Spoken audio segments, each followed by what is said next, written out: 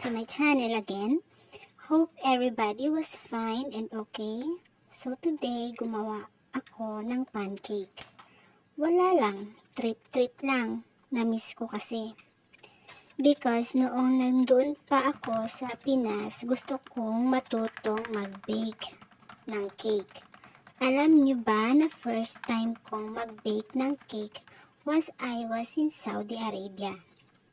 Marami akong first time sa Saudi na ginawa hanggang sa umabot kami ni Mister ng 7 years doon.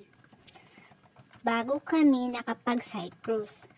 Bilang OFW na legal, mahirap ang buhay na wala kang pamilya na nakakamaritesan.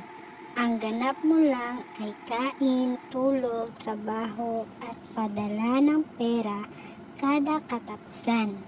May gala man pero schedule kasi di naman kalakihan ang sahod namin sa Cyprus. May time na pumuporma kami para man lang ma-upload sa FB. Pero ang lahat ng yun ay kunwari lang. Ayaw kasi namin magpakita na hindi kami okay. Ayaw namin masabihan ng abroad pa more. Ayaw kasi namin ng salitang ganyan.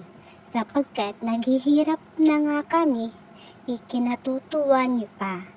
At isinisisi sa amin na naghihirap kami sa ibang bansa.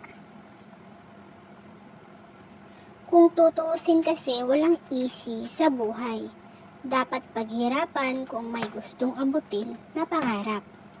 I hope you enjoy the video and my short story. Please like, subscribe. Thank you for watching and God bless us all.